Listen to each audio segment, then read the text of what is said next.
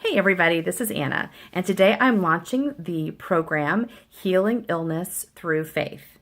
So I'm talking about faith healing. Now, I am aware that when I use the word faith healing, that some people will immediately run for the hills because there are some negative connotations with faith healing. But I will tell you why it is absolutely appropriate that I call it that. Faith is the language the soul uses for things we believe in, but we don't yet see. And if you are someone who is in the throes of illness, but you believe in the possibility of your healing, not only do you believe it, you can visualize it, you can imagine it, you feel called to it, then you have faith, which is the raw stuff you need for healing. That means even though you've tried lots of things in the past, even though you've tried medical treatments, you've tried holistic treatments, you've tried changing your diet, you've tried changing your lifestyle, you've tried all these things, and you've even tried making peace with your ailment. None of that works because there's something in you that says, no, it's not good enough to bring my pain from an 8 to a 4. It's not good enough for me to live a life where I'm only doing half the things I want to live. It's not good enough, and I cannot make peace with it. That is your faith calling you to healing. So I am launching this program. It's a new program for me to launch, but I have worked in several different ways with people who had physical struggles, physical pain, physical symptoms. And so I've seen physical symptoms lessen or even completely go away. One person in particular was speaking to me the other day. She came to one of my community events in which I was not even working one-on-one with her, but I did a healing process for the entire group. And she had come with plantar fasciitis, so with pain on the bottoms of her feet. And to the point that she was really having a hard time walking. And she'd gone to the doctor and they had no solution. They just told her she'd probably have to do surgery. But after that one session with me and this group, her pain went completely away and never came back. And so she decided she would work with me on some other issues as well. So I have several of those stories of people who have these aches and pains and they go away when I work with them. But the one story that really resonates with me, really gets my attention, actually happened before I was training to be a faith healer or a spiritual healer. I was a pastor in a church, and one of my parishioners came to me on a Wednesday and told me his daughter-in-law was in the hospital with multiple organ failure. The doctors did not know what caused it. They did not know what to do about it, and they expected her to die within 48 hours. So he tells me this woman, I've never met this woman. I don't know her. But he says this to me, and something in my soul said, no, she's not going to die. I'm going to stop that from happening. So the next day, all day long, I guess I would have called it prayer, but actually what it felt like was I had this energetic connection with this woman. It felt like our souls were working together, and it felt like an energy exchange. All day long, I was aware of this connection to her, and it felt very clear and very confident and very powerful. And the next Sunday, he comes to church and tells me the next day she made a full recovery and is home now with her children. So I heard him say that, and you know what? I wasn't even surprised. Something in me just knew it was going to happen. Now, I didn't tell anybody about that for a really long time because I thought it sounded crazy.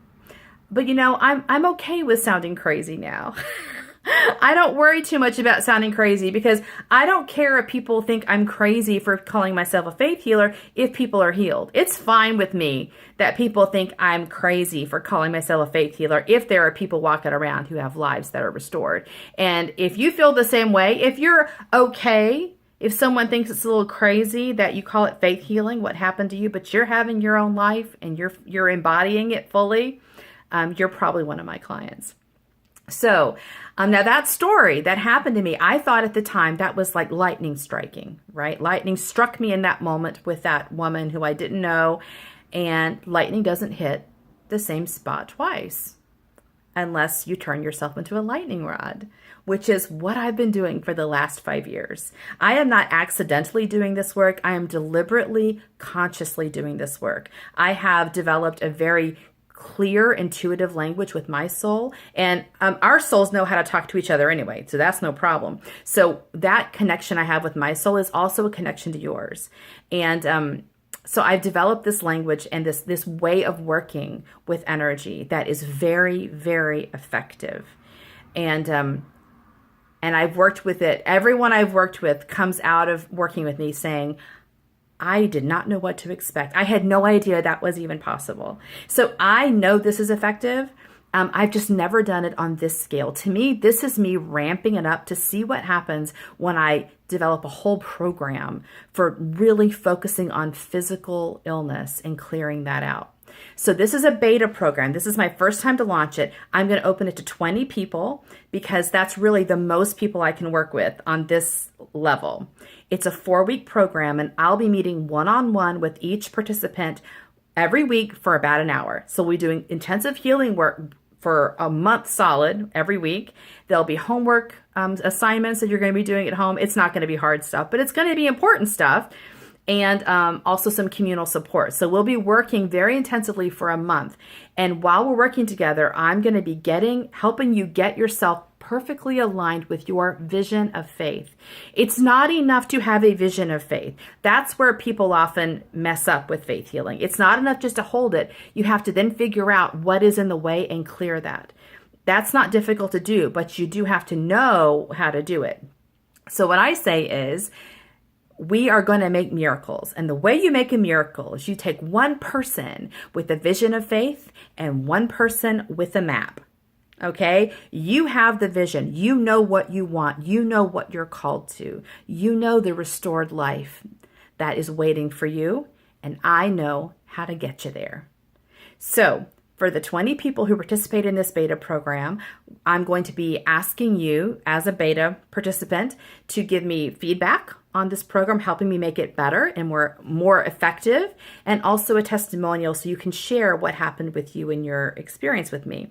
And in return, I'm going to offer a lower introductory fee.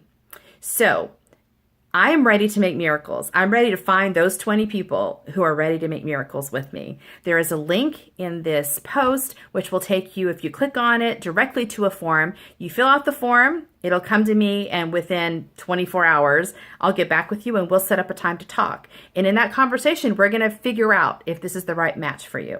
But I'm going to tell you right now, if you have the faith that tells you you want this, even though you can't see it, even though you've got every reason in the world not to believe in it, you still believe in it, you're probably one of my 20. So, but there really is only only 20 spots available. That's not a sales trick. That's really, it's going to take me a month of working with all these people. That's as many as I can handle. So if you're one of my 20, sign up right now, because I'd hate for you to have to wait another month before I do this again.